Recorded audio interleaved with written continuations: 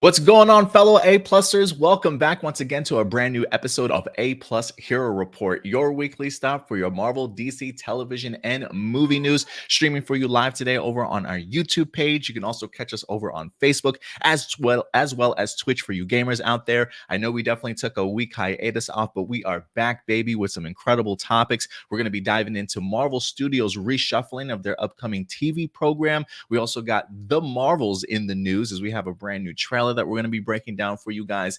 Zack Snyder's talking a little bit about his Rebel Moon, and we've got a bunch of other movie news for you guys today. So let's go ahead and get in today's episode.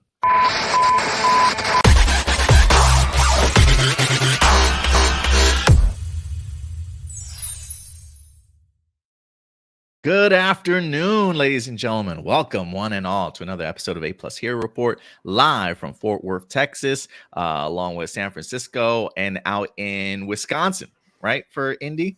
What's going on, fellas? It's so good to see everybody here today. Not much. Good to be back. Still, of course, like in the process of waking up, but I'll be there soon. Did you just put up that bookshelf? Is that a new bookshelf you got there? Yeah. I'm doing like so I've taken a week off of work because I've been wanting to do like a bunch of like redecorations for the apartment. So I've been wanting to have all these comic books on display for a while now.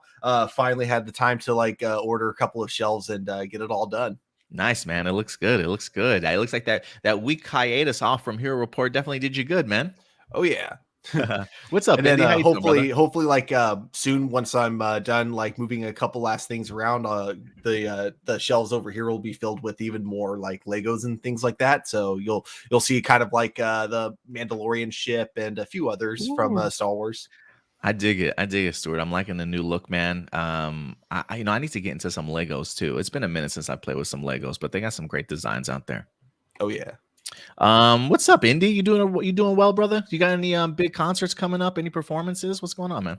Yes, today, 6 o'clock in Joliet at the legendary Forge. You know what I'm saying? Theater. I'll be there headlining with my fellow label mate Ralph Lauren Starchild. It's gonna be an interesting day. Yeah, I'm tired, but you know, that's what we do. I want to ask you, amazing, like podcasting and doing a live concert the same day. Yeah, man, he's on top of it. Don't tell nobody. This is more fun than doing the concert. So, what sort of like mental preparation, or even like, do you do any voice preparation before you go out there and perform, sort of thing? Like, do you have any like a regiment you go into but to get yourself prepared for performing?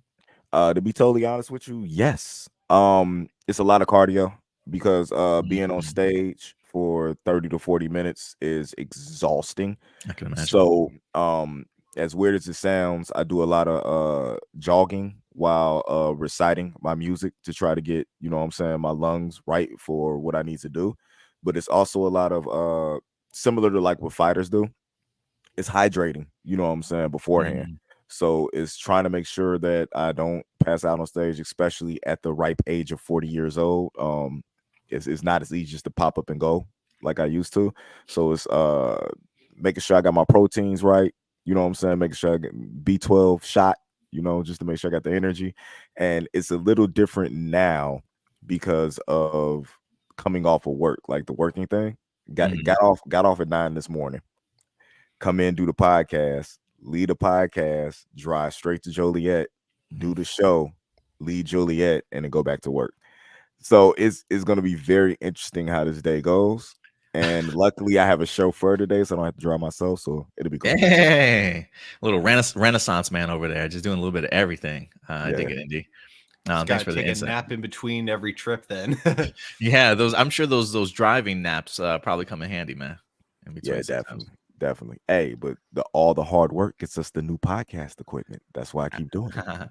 Nice. Absolutely. So yeah, we definitely continue this continued support from you guys each and every week. We can only continue to grow from you guys. So thank you so much each and every week, certainly coming through. Who's in? Let's give some love to some people that are in our live chat with us today so far. We got Enrique Perez certainly in the house. Good to see you, man. Datila in here as well. She asked the question, does that mean you're not watching All Out today, Indy? Not live, at least? I don't know, Dog. We gotta talk about that because I believe you me, I will sit there and watch it before and after the performance on the ride back. So we're gonna I'll talk to you about that later. And shout out to Bianca Tate in the house today. What's up with the strongman arms? What's up, Bianca? But yeah, we had the opportunity, me and Datila yesterday. A lot of us watched WWE Payback, the pay-per-view event this past weekend, yesterday evening. We did record a review for the pay-per-view, her and I together. This is the first time I joined her for her reviews. She usually does them solo, but I had to talk about it. So we talked about Payback. That review will be dropping later this afternoon or evening for you guys at 5 p.m. So if you haven't had the opportunity to check out Payback, hopefully that'll give you enough time. But our Payback review again drops at 5 p.m. today. Datilla says he got to stop winning. Look, I took a shot. I took a swing on Judgment Day, and it paid off. It's only because I didn't participate. That's what it was. Indy would have just destroyed us all, I'm sure. We also got Marcelino Vasquez in the house. What's up? He says that the podcast is more fun than his concerts, but he just said that in front of the entire internet. I don't lie. Yeah, I don't lie. Speaking the truth, man. All right, guys, let's go ahead and get into today's episodes. Let's go ahead and get into some honorable mentions.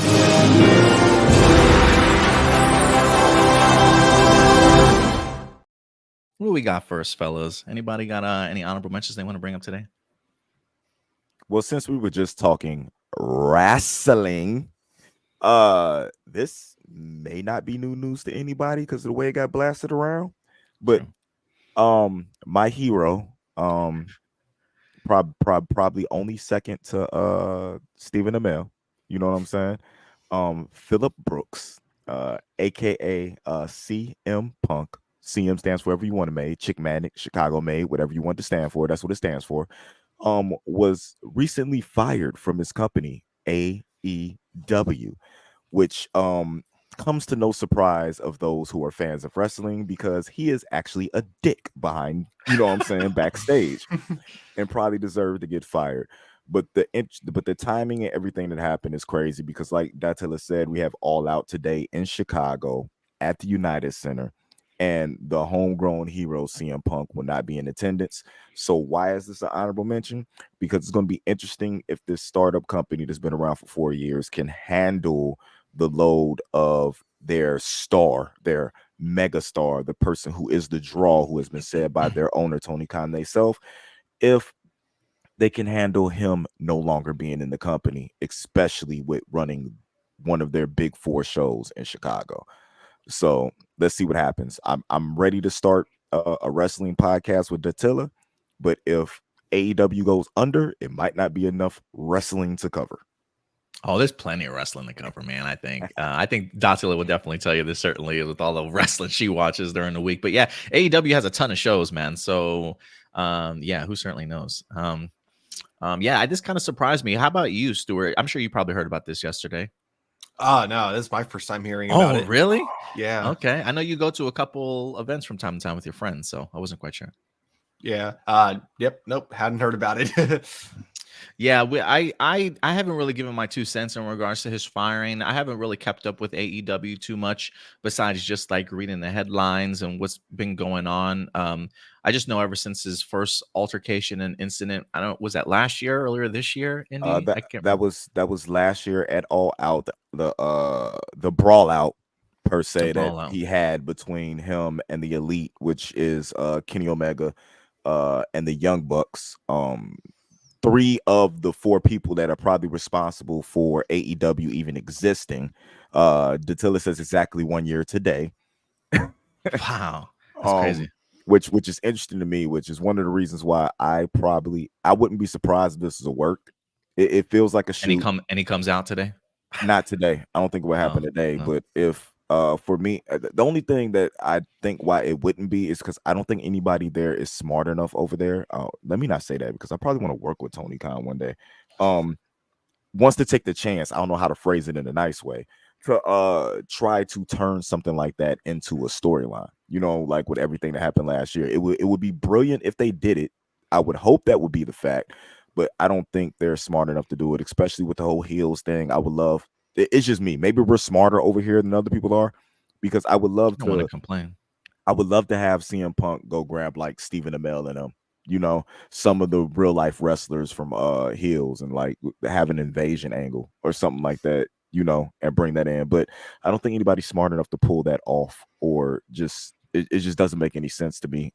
He deserves to be gone, especially if everything that they say he did. But I don't know, man. I don't think it's really going to affect it. They already replaced him with Daniel Bryan, who, you know what I'm saying, Brian Danielson. My bad. I keep getting stuck in his WWE name. Real name Brian Danielson. Uh, they already replaced him with him.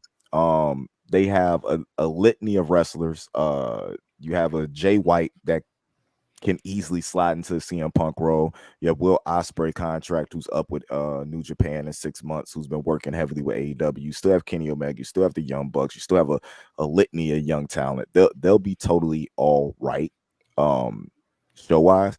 But that's a big name. That's a big name. And with Jericho being in his 50s, I don't know if they have that megastar level name to pull in what they need to pull in.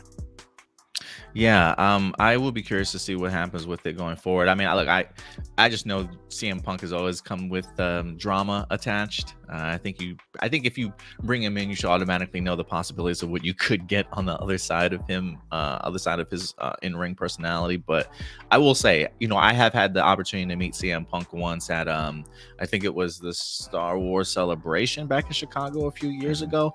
Mixed bag. Fella's a mixed bag for sure. Yeah. It was a cool opportunity and really cool that he took a picture, but there's definitely like a level of attitude about him that it's just like, it just kind of rubs you the wrong way at times. Turn me off also when I met him. Wouldn't shake my hand. You know what I'm saying? Yeah, he was a really weird dude. I don't want to say he's a weird dude, but yeah, he definitely comes across like an asshole sometimes. But I don't want to be funny about it. He shook the Caucasian guy's hand, you know what I'm saying, that was in line behind me.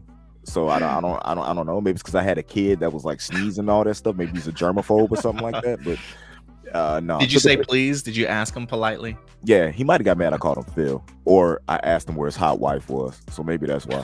Yeah, maybe there might have been other reasons to that for sure. But yeah, guys, let us know your thoughts on the CM Punk firing. Stuart, do you happen to have any honorable mentions today, or any other honorable mentions? Not sure if this counts, but Baldur's Gate 3 just came out on consoles, and I think I'm pretty glued to it so far. It's pretty awesome. What game is that? It's Baldur's Gate 3. It's basically if you ever wanted to have like the full Dungeons and Dragons experience in the form of video game, this is as close as you're going to get to it. Wow. The combat's very similar, especially with like your move set, and then of course you get like a lot of dialogue moments that really all rely on a dice roll, whether or not you're going to be successful or not. Oh, okay. Yeah, I don't think I've ever really played a game like that before, but that sounds pretty cool. You've been a big fan of it for the series for a while now? No, this is my first time playing it, and yeah, I'm very impressed with it so far. When you're doing like battles in it, it's not as straightforward as most games. Like this game really encourages you to have an imagination and like use the environments around you when you're taking down enemies. Have you played it before, Indy? Yeah, it's a very good game. On harder difficulties can be very challenging. That's one of the reasons why I like it. When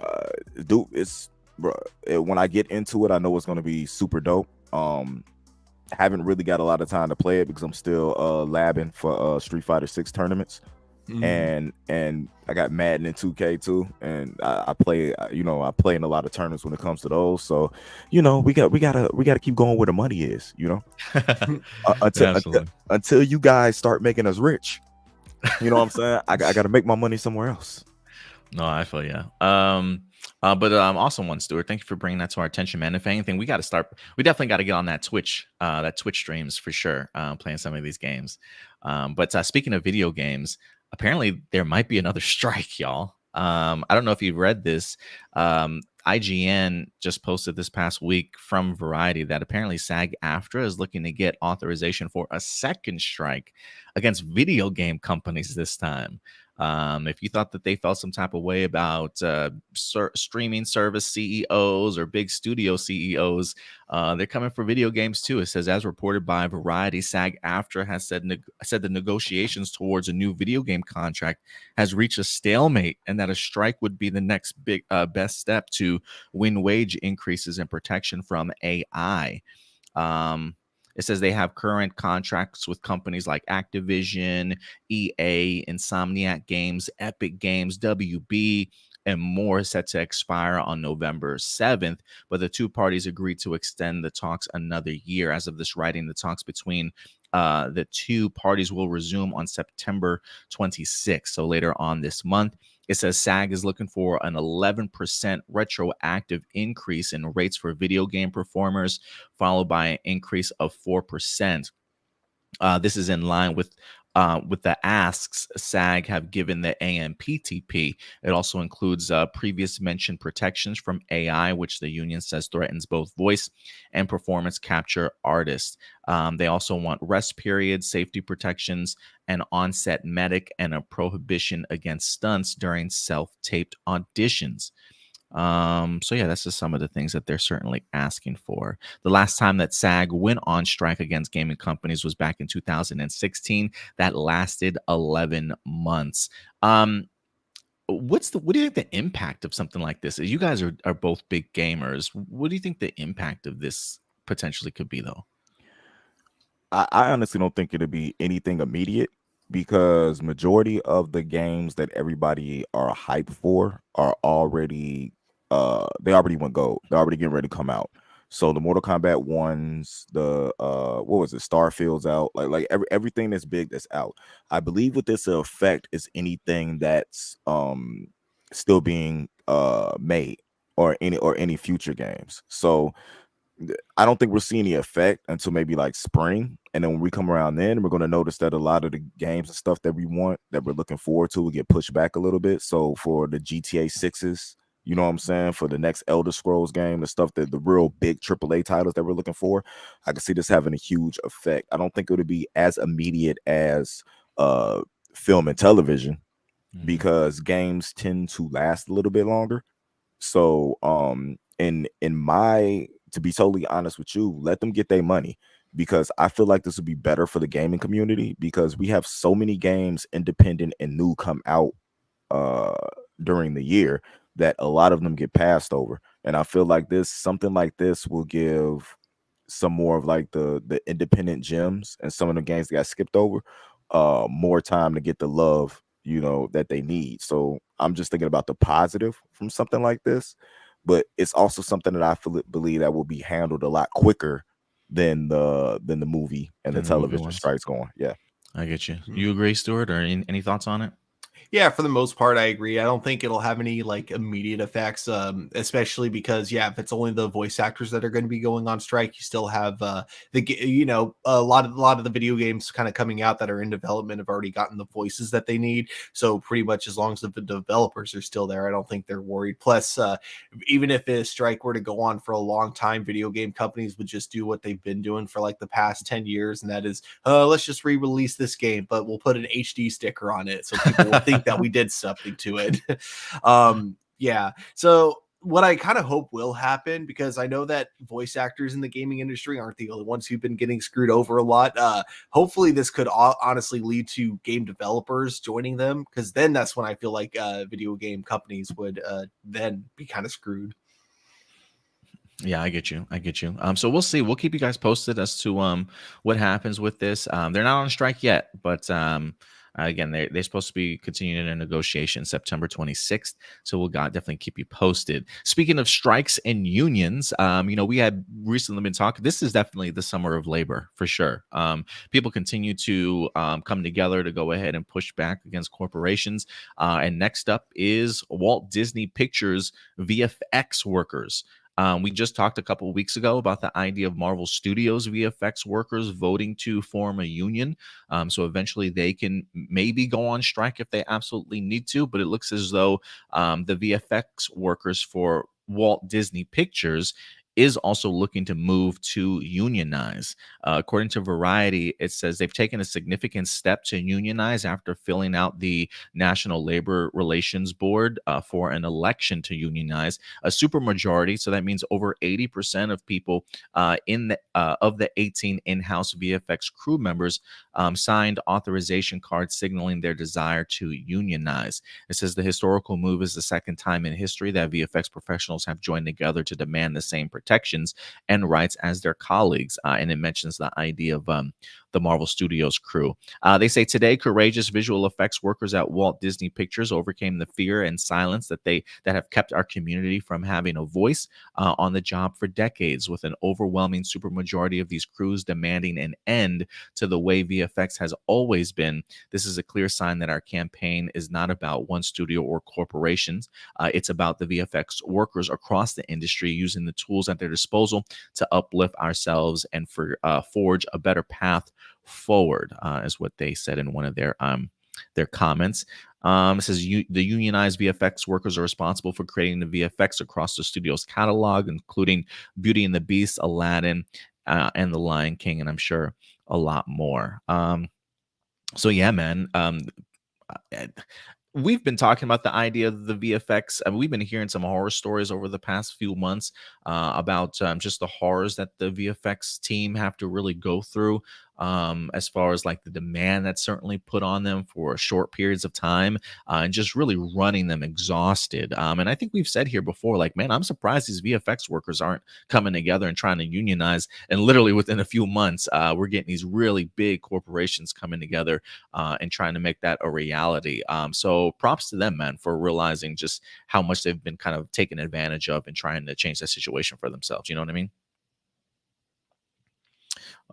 So yeah, outside of that, the only other honorable mention that we have before we get into our main topics, guys, Power Rangers Cosmic Fury, baby. Dropped a brand new trailer this week. Not sure if you guys have had the opportunity to check it out. We got a glimpse at the new morphine sequence, along with some brand new footage as well. Our first time getting out, well, not first time, but our opportunity to finally see Zato, the Zenith Ranger, or as I like to call him, the Champagne Poppy Ranger. Zato certainly popped up in here. We got ourselves a return of Heckle with the Dark Ranger stuff as well. So a lot to definitely get excited about. But the question is, are you guys excited about any of this? Oh, I'm very excited. I thought the trailer looked freaking fantastic. Loved seeing the Dark Ranger finally introduced in Power Rangers, since they totally skipped over him in Dino Charge. And yeah, I do think that the costumes look pretty all right. Not great, not amazing or anything, but now that we finally get to see them shot in the way that it's meant to be shot, I think they look great. And then also, I got to talk about that camera work, because we see some really cool fight scenes, and Yeah. it looks like they're using some techniques very similar to how they did it in with Super Sentai, essentially with the drone shots, The drone. especially when we see kind of like drones like flying in the middle of the battle and things like that. Looks absolutely fantastic, and I can't wait to see the final result. Yeah, if you guys missed it, I did go ahead and do a Cosmic Fury trailer review. It is currently up on our channel right now. But I'm glad you pointed out just the battles and the different sort of unique shots, and the way that they filmed it, because it definitely grabbed my attention. I thought there was something really cool about seeing the camera work kind of coming into the valley and looking over the Rangers, and then you can see like the Morphine Masters flying in the sky at the same time. It's just very epic and sprawling kind of battle, and so it looked pretty good on camera. But yeah, I was a big fan of the trailer too. Indy, have you had an opportunity to check out this Cosmic Fury trailer at all? Definitely, I've checked it out. I have interest. The suits still bug me, but I think I need to see them, the finished product, to see if that bothers me or not. 'Cause I just feel like, even when was it Disney that did their own live action stuff when they were putting it together? Well, they Somebody, had original suits in Jungle Fury. yeah, those suits look better in Jungle Fury than these suits I like. These suits I think just bother me because I don't know, they just look like cosplay Comic-Con suits. And I've seen Sony Erlin and people make better suits themselves than these suits that we're seeing right now. But I really feel like we'll get past. I hate these cats. I really feel like we'll get past these these suits and get into more of storytelling, because I think that's what I miss. That's what I really liked about the Disney era, is that, you know, though people may have hated some of the shows that came on, I just feel like the stories told in the Disney era were A little better better, yeah. than a lot we saw, and that's what I want to get back to, because that's where I feel like Power Rangers was at its best, especially when it's Americanized. Because one thing that I love about Sentai is that they don't shy away from a story. Mhm. You know what I'm saying? Like, I told you, the reason I came to this channel was because of Sentai coverage, and because Go Kiger, watching Go Kiger, and not even understanding what was going on. I was like, what is this epic awesomeness in front of my eyeballs? And then never looking at regular American Power Rangers the same ever again, because the stories weren't there. They don't, the In Space, Time Force, Mystic Force, you know, those had great stories. There is some things that are wrong with it that I didn't like, but we haven't had stories like that in a long time, and I really feel like this is the first time we're actually going to get a fleshed out good story. Yeah, I definitely hope so. There's definitely a level of me that kind of agrees with you. I think the fact that we have a 10 episode season here. What's up, Champ? Good to see you in here, Champ. The fact that we have ourselves a 10 episode season definitely makes me feel like there's going to be some focus. So I think a lot of the filler stuff, a lot of the campiness of Power Rangers, I think might be taken out a little bit. So I'm hoping that there is a focus on story and characters. What's up, the A Games 10 in here? It says, if you blink and miss it in the trailer, the Dark Ranger uses the Death Yuger suit, but a different helmet. Yeah, I think I saw on Twitter some people comparing the helmets and the differences. So I am curious if the Hasbro team, or even, I think they probably get a lot of their stuff still created over in Japan and then shipped to them. I'm wondering if they took liberties with creating their own brand new helmets here for the Dark Ranger. So we'll see. But I think people are definitely excited for it, man. So I am really looking forward to this. What's your level of excitement, Stuart? Definitely out of 10 for me right now. This is, you know, the final season of like you know, Power Rangers Yeah, whole man. run. If you think about it, like Yeah. when it comes back, it's going to be a reboot. It's going to have like a completely different look and vibe to it. So, you know, there's a lot of pressure on this one, not gonna lie. There's a lot of pressure. And I would agree with you. You know, I think you put that into really good perspective here, you know, because I do think that there are a lot of naysayers and doomsayers on social media when it comes to Cosmic Fury before people even had the chance to fucking even see it, right? And that really just kind of irks me a little bit that we put this negativity out into the fandom, and people grab onto that before they actually see sort of the first scene of a show. Mhm. But because I agree with you in the sense that, you know, we kind of need to take a step back and realize like what they're giving us here. Like they don't hashtag Power Rangers 30 for nothing, right? Like this is potentially the last Power Ranger show of a franchise that has been around for 30 years. Granted, Power Rangers will certainly stick around, but it's going to be rebooted. So I do think there's got to be a lot of energy, a lot of enthusiasm surrounding this Cosmic Fury series, because there's a lot riding on it. And this might be our farewell tour, if you will. So enjoy it while you can. You know what I'm saying? Definitely. What else we got in here? Oh, I thought you put up the A game since a different helmet is actually from the 100 years after Q Yuger. Oh, that's kind of cool. I'm glad that they. Thanks for bringing that to my attention. The A Games 10, and of course, Melissa Benoist loves bacon and sushi. What's up, AJ? He says there is. No, I think they are. He says just a different design from the visors. We'll see. We got Blossom in the house. What's up, Blossom? Good to see you as well. The most talented man in the world is here as well. People have been attacking Power Rangers and Simon Bennett since Dino Fury when Izzy was introduced. Yeah, they definitely get some pushback. But it's good to see everybody in here with us today. Thank you guys so much for certainly coming through. And I think that will do it for our honorable mentions today, guys. So you guys ready to go ahead and get into these main topics? Oh, actually, before we get into the main topics, if you guys want to submit some live viewer questions, feel free to submit your live viewer questions over right now. There is, if you go over to our YouTube channel, click on that community tab. There is a live viewer question post for you guys. You can go ahead and submit your questions over, and we'll definitely get to them towards the end of the show. For questions that we don't get to, if anything, we will make into its own separate video, but we'll figure that out when we get to it. But yeah, feel free to go ahead and submit your questions over if you have not done so as of yet. All right, fellas, let's get into some honorable mentions, shall we? Or not honorable mentions, but our main topic, shall we? I was gonna say, what were Um, we doing? we're just creating new segments in our head, Stuart.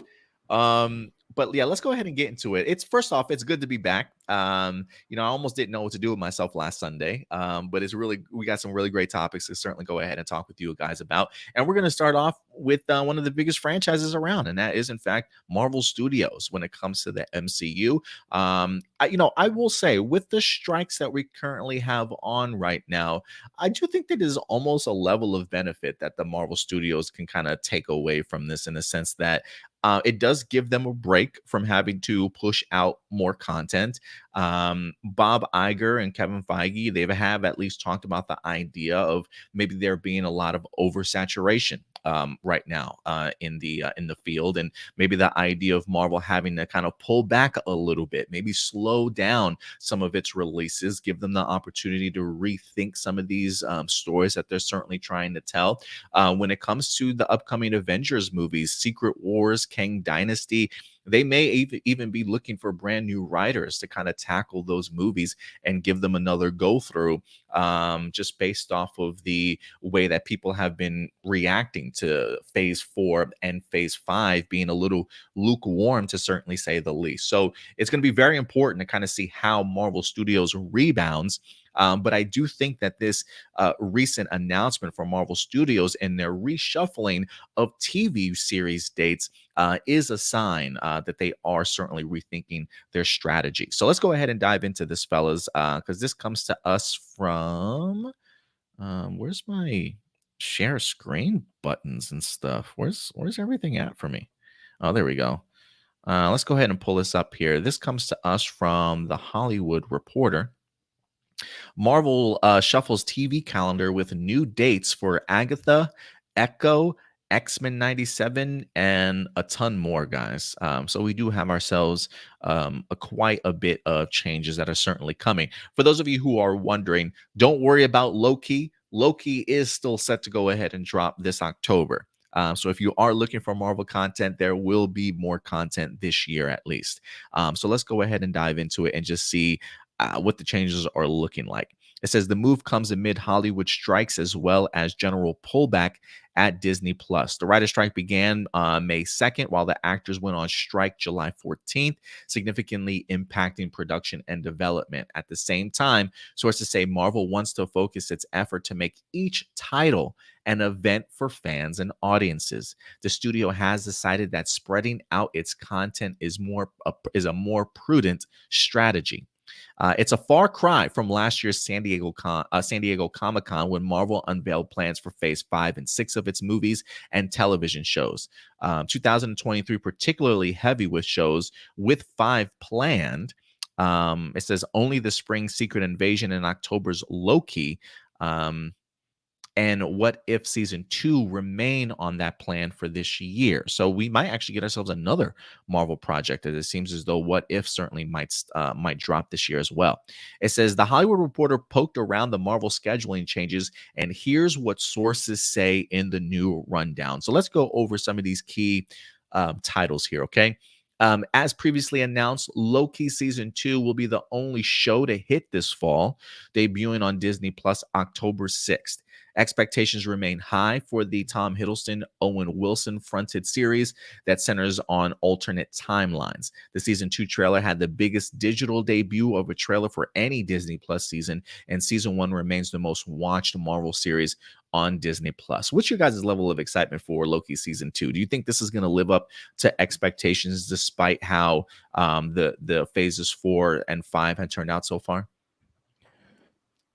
Ooh, it's hard to say. I really hope so because, yeah, like I'm kind of in the same camp as most people. Like, I really, really enjoyed Loki season 1. I think it might be Marvel's best live action show, but at the same time, I can definitely see kind of the concern going into season 2 having a lot to live up to, and then also the fact that with all other Marvel shows, not all of them actually, I should say, but like a lot of them having a very rushed feel to them, and this kind of coming out in the time period where a lot of other Marvel shows have been feeling very rushed. I guess there is that one concern that Loki season 2 might fall under that as well.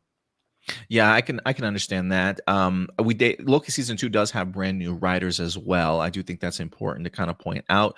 So it will be interesting to see if how the vision winds up sort of changing, if you will. Um, it also says here the second season of Emmy-winning animated series What If will debut around Christmas Day. Although it should be noted the animated series is not a holiday themed series. Like the namesake comic on what is premise is based, What If is an anthology series that looks at key moments in the Marvel Cinematic Universe and how they would look in different timelines. Jeffrey Wright returns as the voice of the Watcher, the alien narrator. And What If was originally slated for an early 2023 release, but this is clearly coming towards the end of the year. Indy, since you were the one that did the What If season 1 reviews for us, what's your level of anticipation for the second season? And how do you feel about it still releasing this year, possibly closer to December? I want Agatha. Nah, I had no idea that What If was still releasing this year.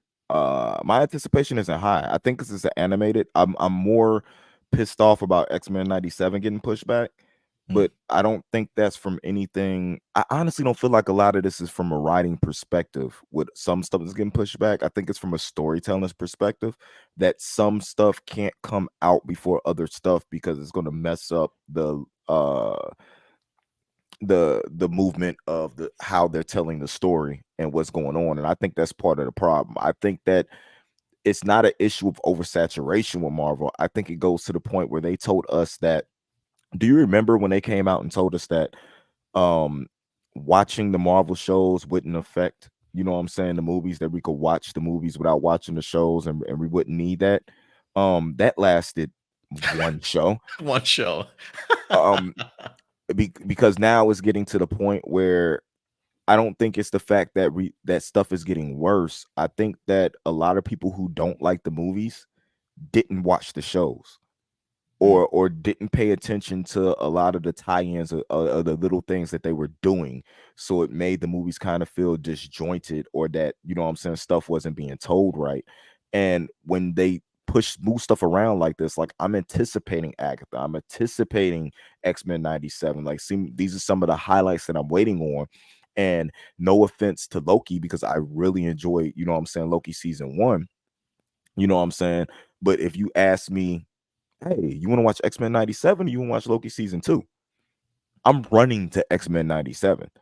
And I feel like a lot of the stuff getting moved around is adding to the frustration, you know what I'm saying, of a lot of the viewers, because by the time stuff drops, we're not really caring about it anymore, you know? And we're Shang-Chi too. Stop mm. playing with me, Marvel. That you built up the hype for one of the most incredible characters, you know what I'm saying, and gave us a really, really good movie, and then he shows up in one end credit scene, and we haven't seen him in years. Like what are you doing? This is the problem that I have with Marvel, is that they'll build interest and then just take it away. You know what I'm saying? Where's White Vision? You know, like, Mm. where are these points in the story that probably would help you connect what's going on? Did we need Adam Warlock? Or is that a role that, you know what I'm saying, White Vision could have played? Because to me, they had a wasted Adam Warlock in Guardians. So it's a lot of stuff that's going on that I feel like it's adding to the frustration, you know what I'm saying, of viewers, and this stuff moving around like this is a big part of it. Yeah, I mean, I do think the moving around for some of the shows like this, like What If, maybe even Echo and things like that. I do feel like this is also a strategy from Marvel in the sense of like we just have no content that's being worked right now.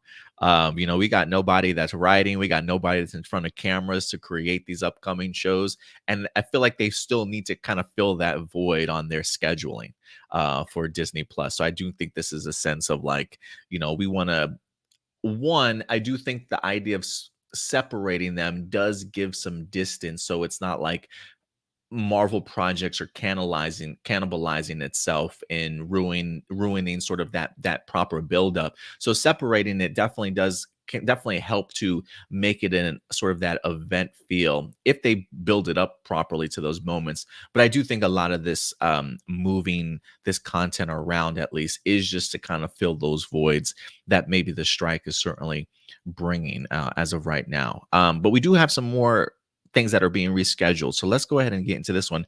It says Echo, a spinoff from last year's Hawkeye, was originally announced for November 29th this year, but is now shifted to January of 2024. The series stars Alaqua Cox as a one-time head of a criminal organization who returns to her hometown in Oklahoma to come to terms with her past. The series, which centers on a character who is deaf and of Native American descent, is described as a grittier and more grounded tone than some of the other Marvel series, and will feature appearances by Daredevil and the Kingpin. As previously announced, all the episodes will drop at the same time. So they're not doing the whole, hey, Loki's wrapped up, boom, let's jump right into Echo sort of thing. I'm still very curious about the decision for them to move something like Echo into dropping it all at once. It doesn't give me confidence either, Stuart and Indy, that they're releasing this in January. I know this isn't the movies, but usually when movies release in January or February, that's where movies go to die, especially at the box office. So it honestly does make me curious about like what Marvel Studios excitement level for Echo is. The fact that they are releasing all these episodes at once, really separating itself from past Marvel projects, makes me feel like this is just a project that Marvel wants to just get out of the way and sort of move on to the next thing. But I'm definitely going to give it a shot. I mean, the fact that it talks about this being grounded and more grittier and things like that, in Oklahoma, I'm kind of curious to see what that's gonna look like. I certainly hope I'm personally wrong in this. I want Marvel projects to certainly succeed, but an interesting choice to go from something like November to January. But again, I think this is the idea of Marvel shifting course, separating it so it doesn't get overshadowed by that of Loki, but also hopefully maybe giving them the opportunity to build up this character and get some level of anticipation for it before it drops in January. How are you guys feeling about Echo though?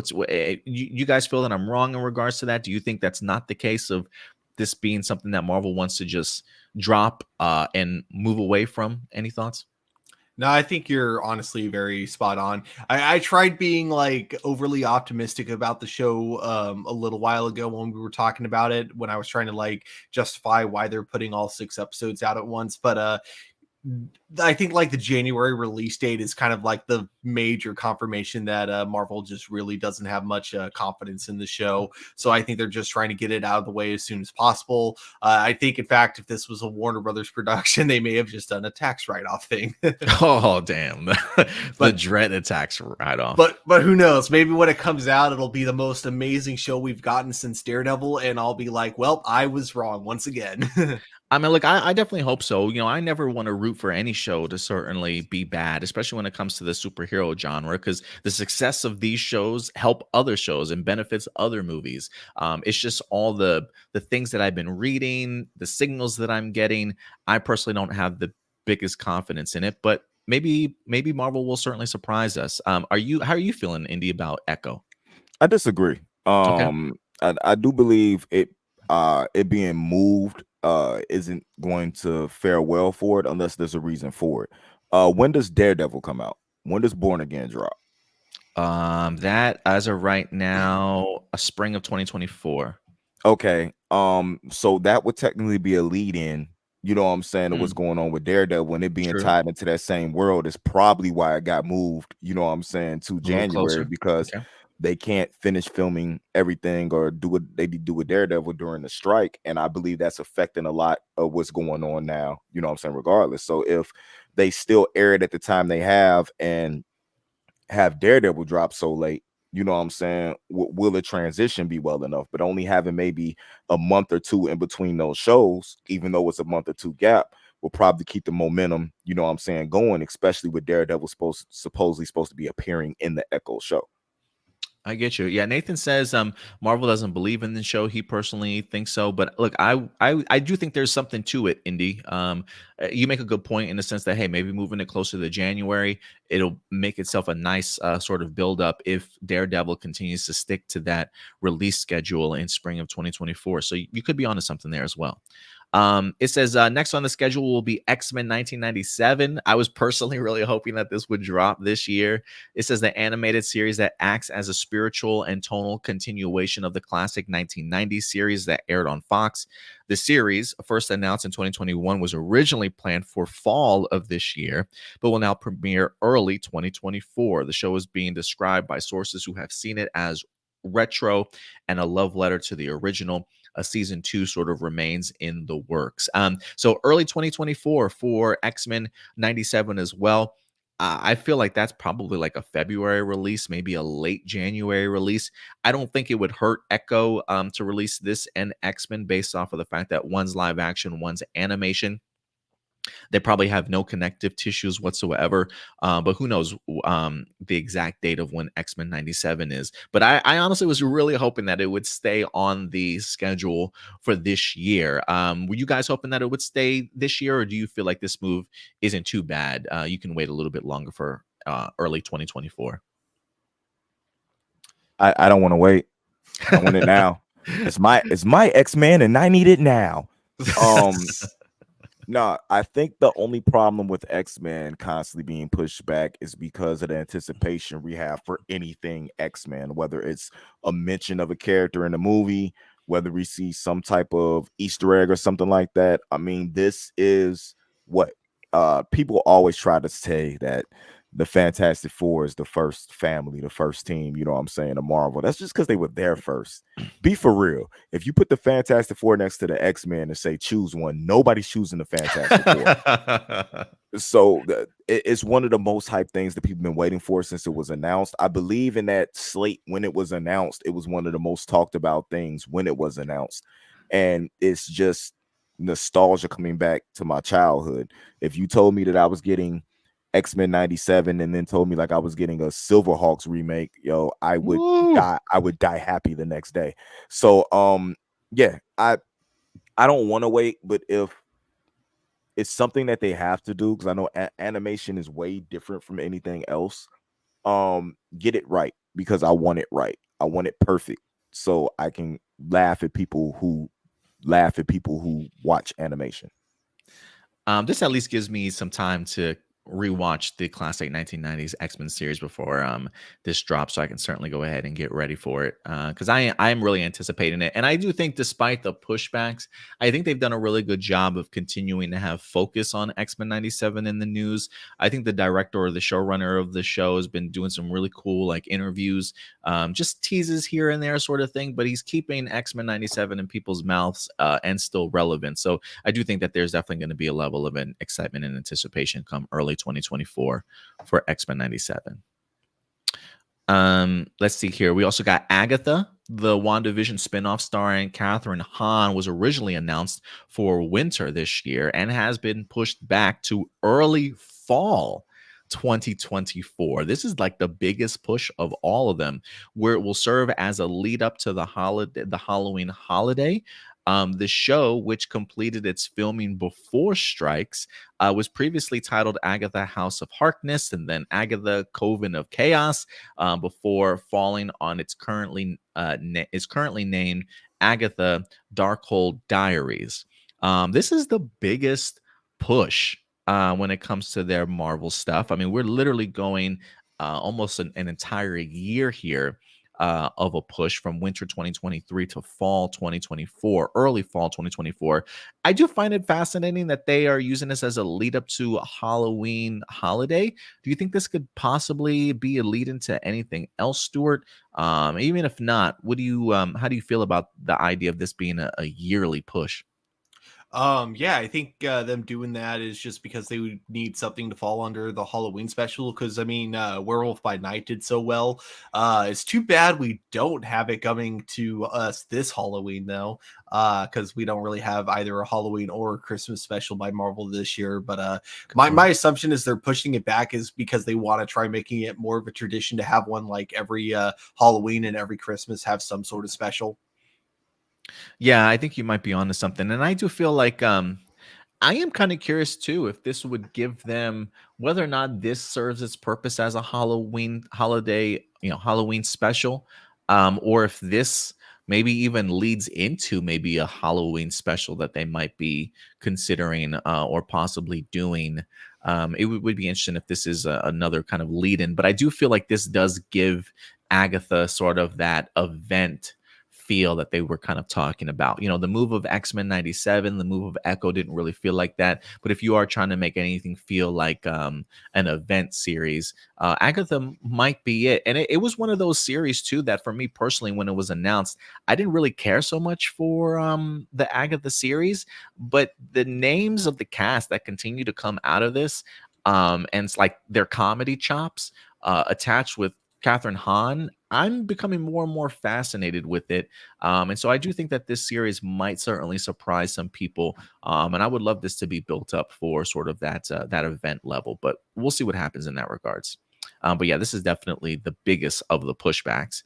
And then just to wrap things up, Ironheart, a show showcased on genius inventor Riri Williams, first introduced in Black Panther Wakanda Forever, was to have dropped this fall, but that is now off the schedule.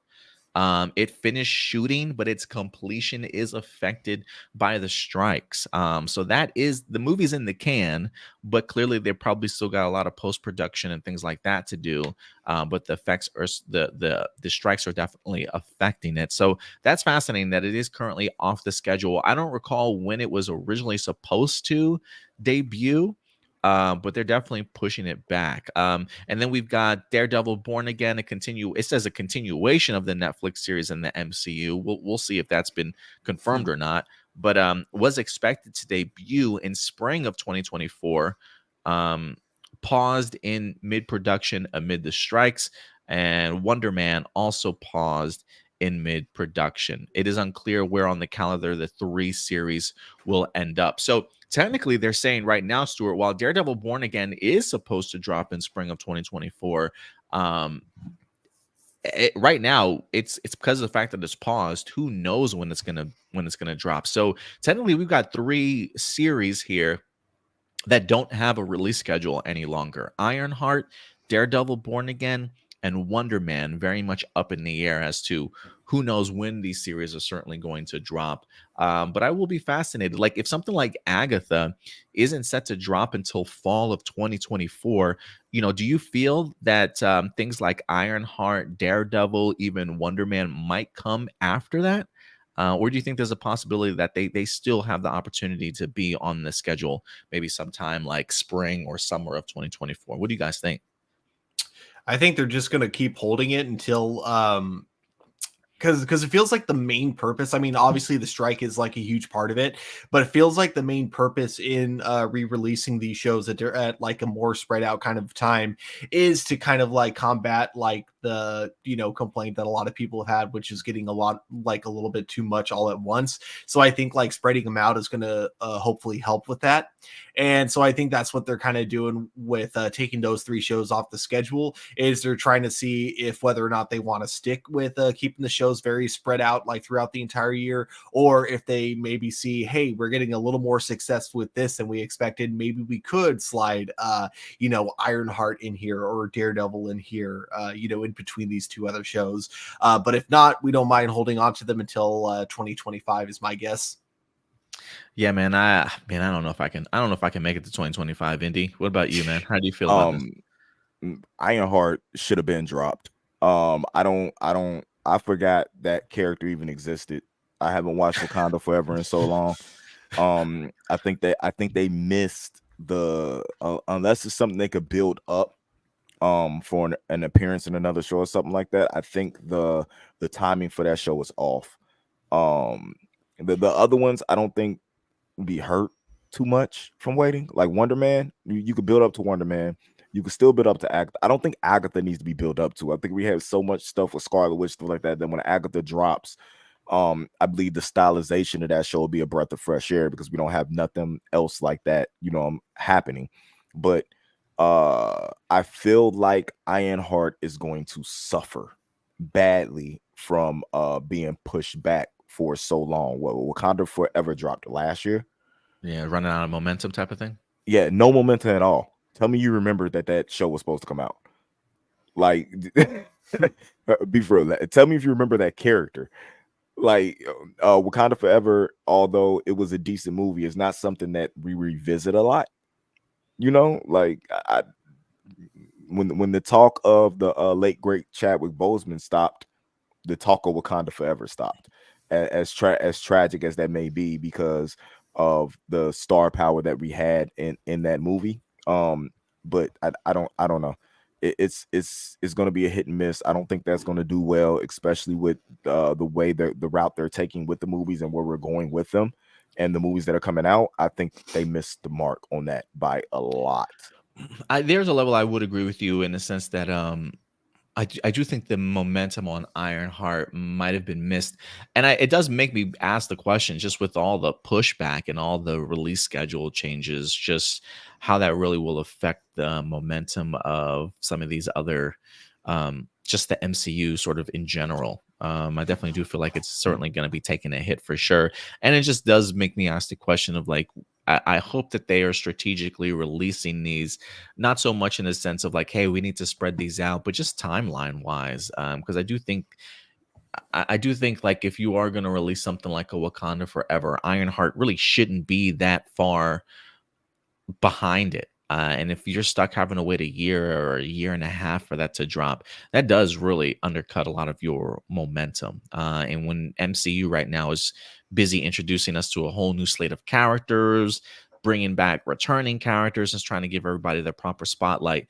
that's a lot of shine to go around. So some things are definitely going to be left out and forgotten about. And I think that's a situation when it comes to something like Ironheart and even like Shang-Chi, right? Like you mentioned earlier, Indy, like Shang-Chi 2, I think should have really been um, capitalized on.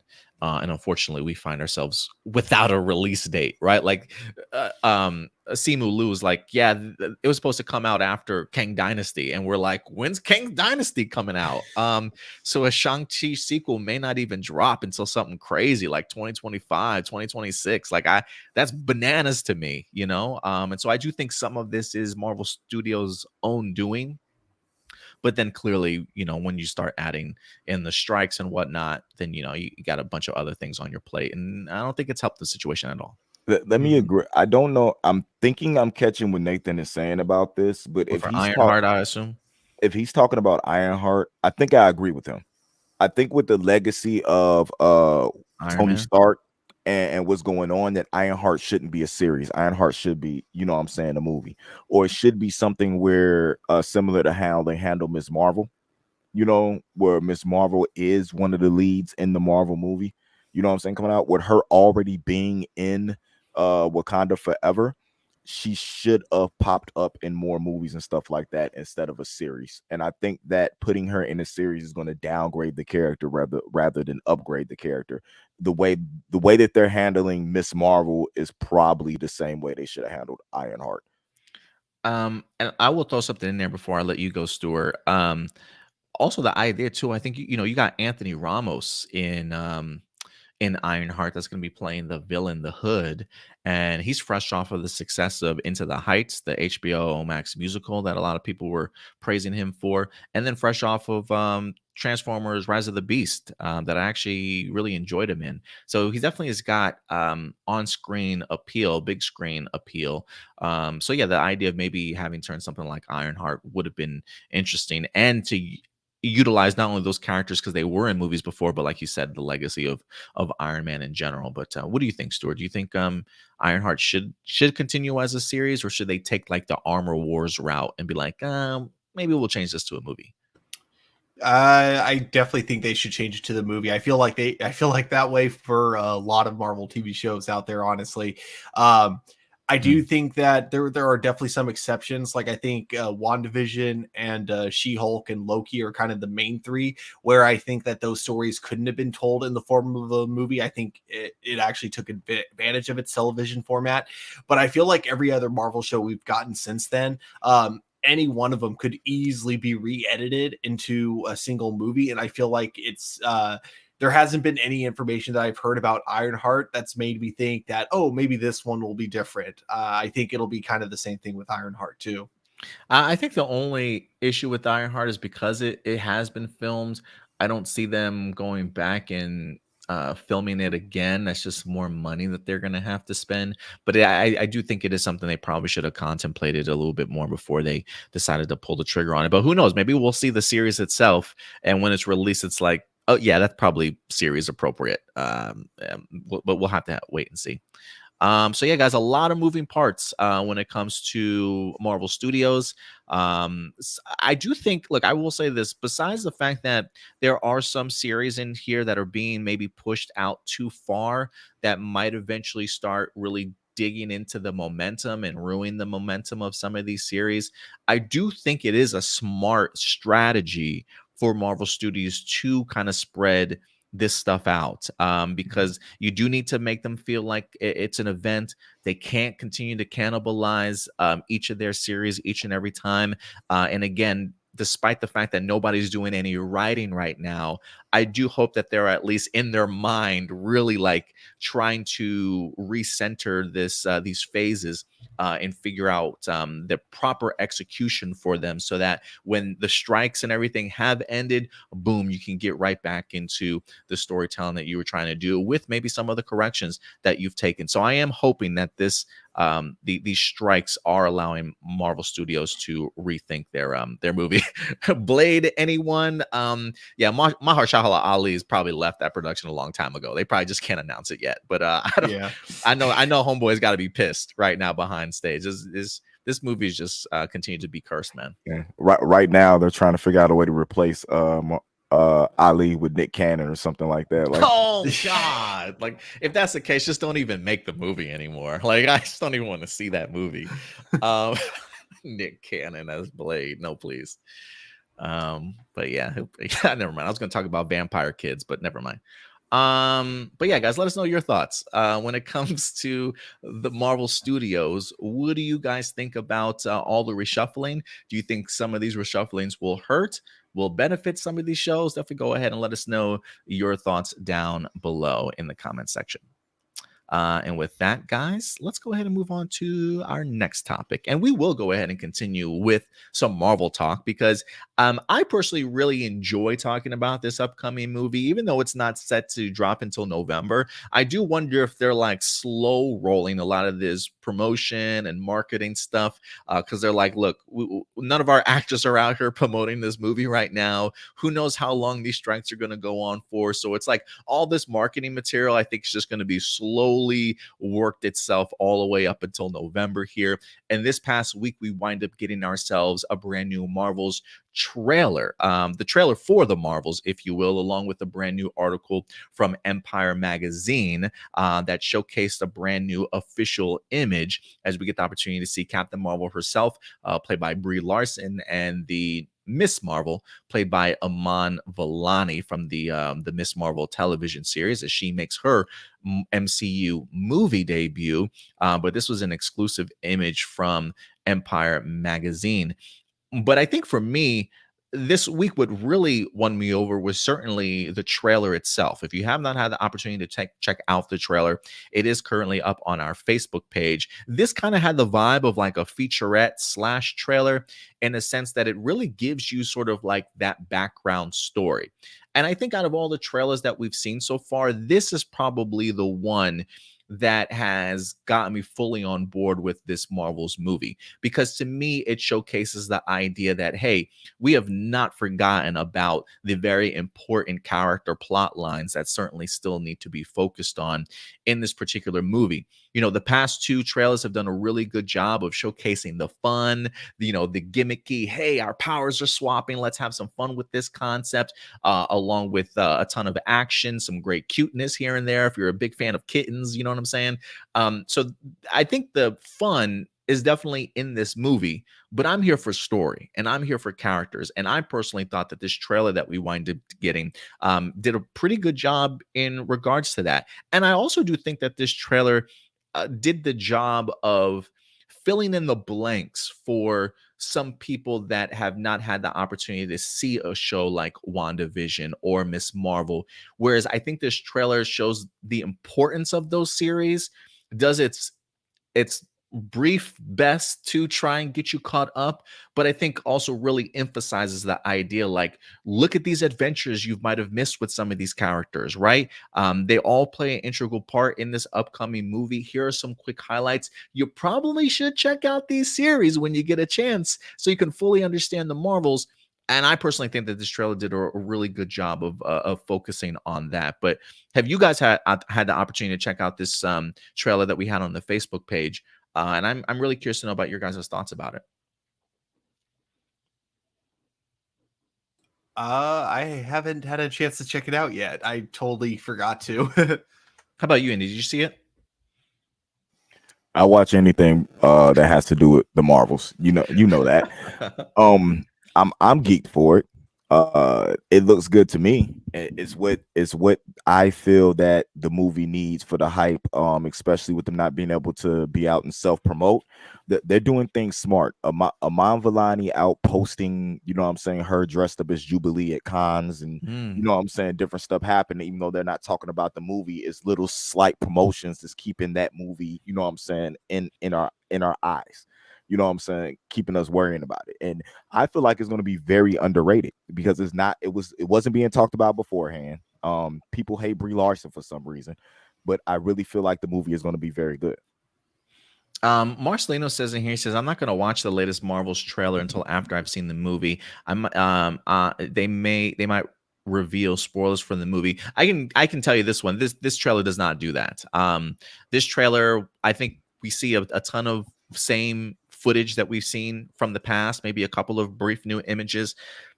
But I think this trailer does a really good job of building up sort of the story and kind of getting you caught up. Like, here's Captain Marvel. This is what her issue was from the first movie. You know, she made a promise to this little girl that she would be back. And then it jumps right into like the Monica Rambeau stuff and how much she's grown over the years and how she's feeling some type of way about the non-returning Captain Marvel in her life, really emphasizing the idea that, look, there's going to be conflict in this movie.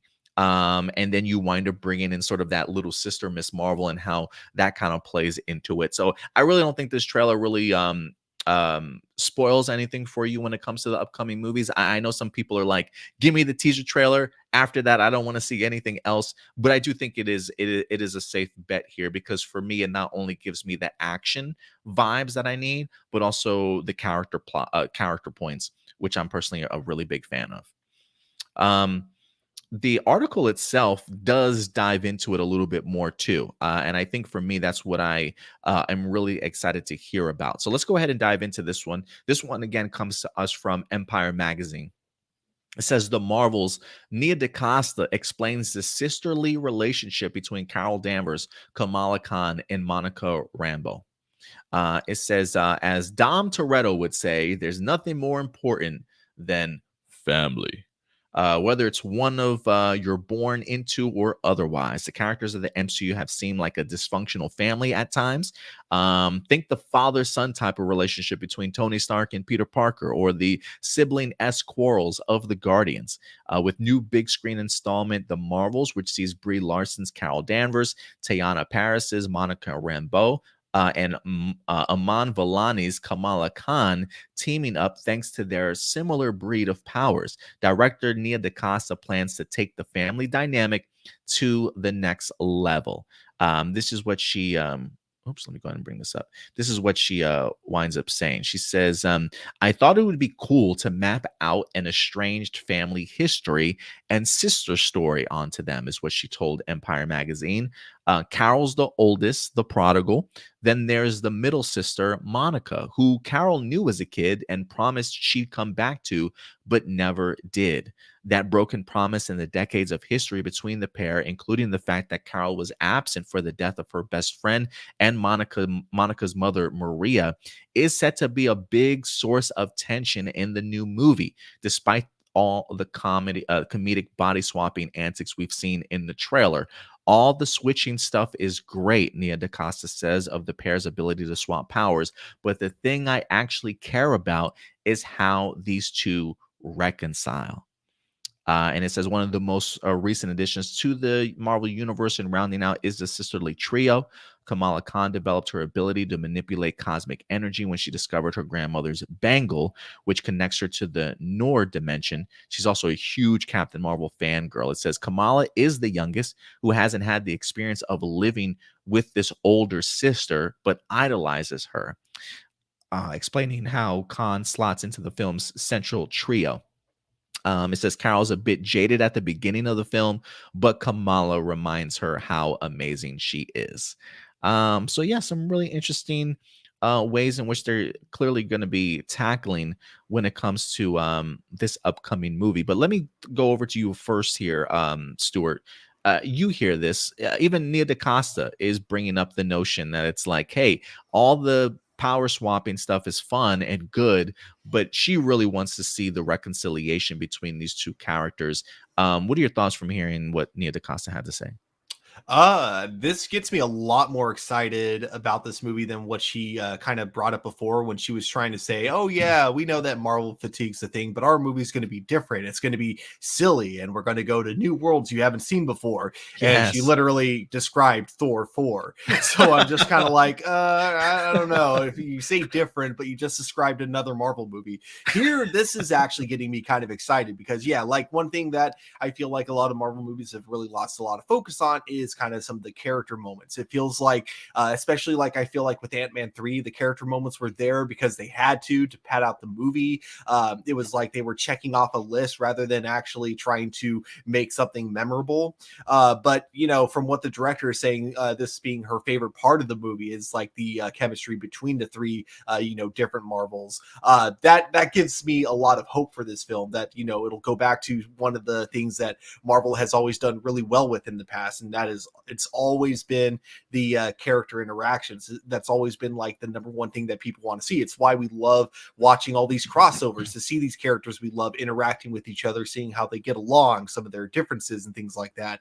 I really look forward to seeing that kind of them kind of bring that back with the Marvels, because yeah, we essentially have three very well established characters, and while yeah, we've technically seen two of them interact, it was a very different version of Monica because, you know, she was like how old in the first Captain Marvel movie? Like I want to say like 12 years old. So now we get like this version that we've been introduced to in WandaVision, and you know, her and Captain Marvel and Miss Marvel have never actually like interacted with each other. So it's going to be really cool to see these characters that are very well established like all come together in this movie. Yeah, I totally agree with you. And when you do get a chance, Stuart, I would recommend checking out the trailer also, because I think what Nia DaCosta is talking about in here really translates well into the trailer and might even get you more hyped. Because I totally agree with you. And I think when we talked about Nia DaCosta's quote last time about, yeah, this movie is going to be silly and wacky, I'm like, that's not selling me on this movie at all. But this certainly is. But Indy, you hear some of what Nia DaCosta is talking about when she's really bringing up the point of Carol and Monica's relationship, and also Kamala Khan as the younger sister. Also, on the other aspect of this, trying to make Captain Marvel sort of not be so down on herself, reminding her as to exactly why she's amazing in the first place. Because I'm sure she's probably going to beat herself up in this movie a little bit with how she's probably treated Monica, or the fact that she hasn't certainly been around. So, what are your thoughts on Nia DaCosta's comments? I honestly think it's going to be very interesting in what goes on with the movies. Excuse my grandson. Uh, he just wants to be a part of the team. I honestly think what we're going to get from this movie is, look, Adam's waving at you. Say hi, Adam. Look, say hi, Adam. Say hi, A-plusers. Hello. No, I think what's going to happen with this movie is everything we loved from Miss Marvel, as far as the humor and the comedy side, is what we're actually going to get. But the reality of building relationships, like trying to mend the relationship between Carol and Photon. Why I can never remember that character's name. Monica or Spectre? Is what's going to be the interesting dynamic in that, and how I feel like Miss Marvel is going to be the catalyst for that to happen, because this is going to be them trying to make sure that they don't do to her what they did to each other. So Captain Marvel trying to treat Miss Marvel a different way than she treated Photon, and Photon trying to treat, you know what I'm saying, her a different way than what she got treated, is what I feel is going to be the big dynamic in this movie.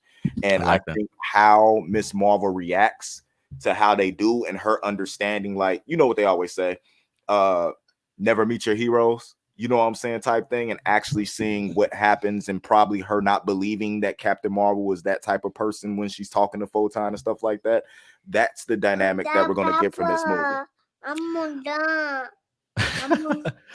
I know, I totally agree with you. I hope that that's the dynamic for this movie, because if that is the dynamic of this movie, and we are getting to see how Kamala reacts to meeting her hero, seeing how Monica reacts or treats somebody like Carol or Kamala, sort of thing. I think if we can get moments like that, this movie has a chance of being really good. And I'm hoping that that's something that they can really kind of tap into. And when you bring on somebody like a director like Nia DaCosta, like for me, that's the type of storytelling that I'm kind of expecting them to get. Like I know that she's not necessarily she's not the writer on this movie, but I do think if that's one of the plots and the storylines, I do think Nia DaCosta can really help elevate that story with just the type of director that she certainly is. So I really hope that you guys are both right here, man, because I really want this movie to succeed. And I think if they can do that, they can really make this feel like a sequel to Captain Marvel and a true sort of continuation of it. And so, and if I'm not mistaken, I think they also have the Miss Marvel series that's supposed to be dropping on ABC leading up to this movie. Am I right? I think we might have mentioned that. I think it already aired, didn't it? Oh, I don't know. Did it already air? Did I miss Yeah, it? I think it already aired. I hope they air it again then.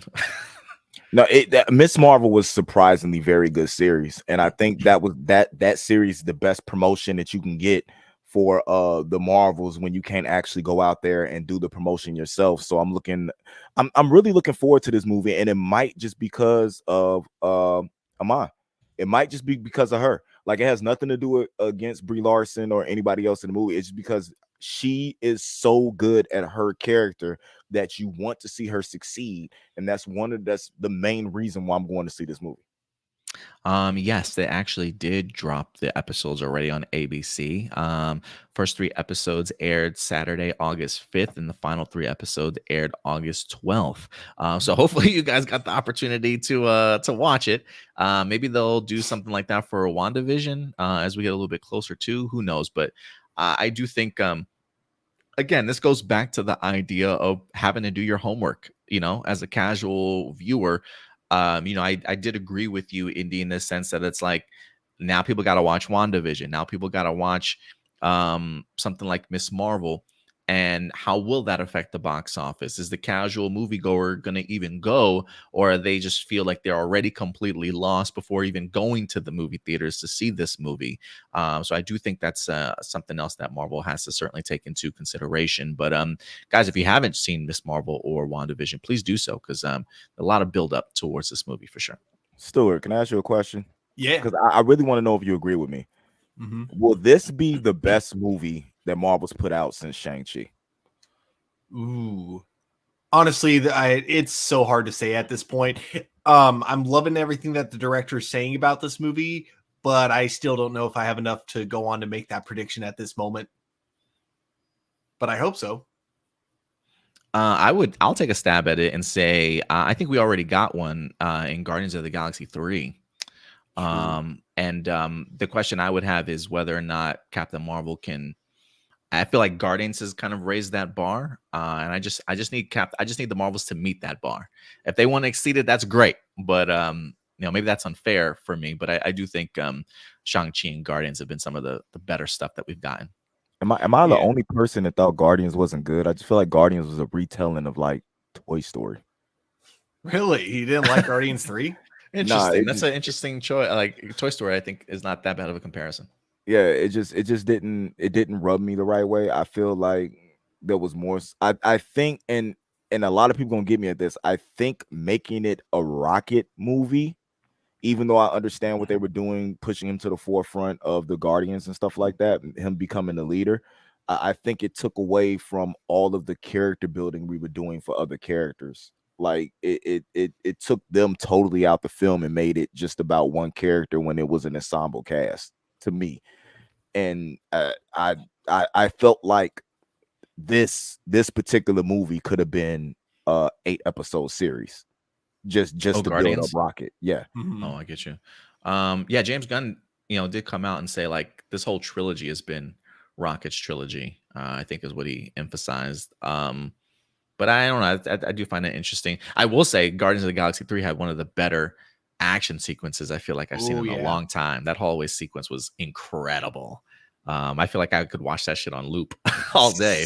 It's hella impressive how they pulled that off. But guys, let us know your thoughts. The Marvels, the timeline trailer is currently up on our Facebook page. If you haven't checked it out, please go ahead and do yourselves a favor and let us know whether or not what your hype level is for this. Is the director and everybody attached to the Marvels saying all the right things to build up your anticipation for this movie, or are you going in with low expectations and waiting to see? Let us know your thoughts in the comment section box below. What you got, Indy? I like to apologize, but I just got an earlier call. They want me to be at the venue earlier than what I was supposed to be, because somebody doesn't know how to set up lights. So I'm having to tap out. But if anybody's in the area and wants to come to the show, the Forge and Juliet, if you say that you got the invite from A Plus Hero Report, no charge at the door. Hey, look at that. I love Awesome. it. Yes, go ahead and check him out, man. Go ahead and check him out. Well, it's good to see you, Indy. Take care, brother. Be safe. Good luck with your performance tonight. Thank you, sir. I do it for A Plus. We'll talk to you later, man. All right, Stuart. With that out of the way, man, let's go ahead and get into our next topic.